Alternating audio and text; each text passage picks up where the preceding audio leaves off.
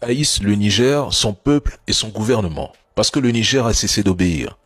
Ils vont jusqu'à célébrer les actes terreaux commis dans les pays de l'AES, révélant leur vrai visage, celui de trolls qui préfèrent le chaos à la souveraineté africaine. Ce ne sont pas des erreurs de langage, ce sont des positions politiques assumées. Vous savez, quand un État africain reprend le contrôle de ses ressources, de son armée et de ses alliances, il devient automatiquement une cible. Mais grâce à la bravoure, à la vigilance et au professionnalisme des forces armées nigériennes que je salue au passage, ces terreaux ont été rapidement neutralisés, appuyés par un système de défense anti-aérienne que plusieurs pays de la CEDEAO ne possèdent même pas. Et ce détail dérange car il prouve une chose simple. Le Niger ne parle plus seulement de souveraineté. Il la protège concrètement. Le message envoyé est clair et ferme.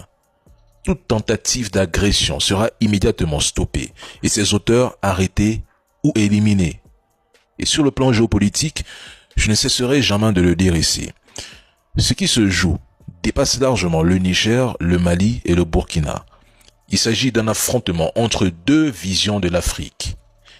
Une Afrique soumise, fragmentée, dépendante, utilisée comme zone d'extraction et de projection militaire, et une Afrique qui choisit ses partenaires, sécurise son territoire et refuse le chantage politique, économique ou médiatique.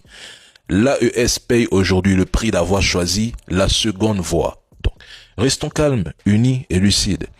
La guerre moderne ne se mène pas seulement avec des armes, mais aussi avec la désinformation, les rumeurs, les émotions manipulées et les réseaux sociaux. Chaque citoyen doit devenir un rempart. Le temps long joue en faveur de ceux qui tiennent debout. Très important, force au Niger, force à l'AES. On se dit à la prochaine.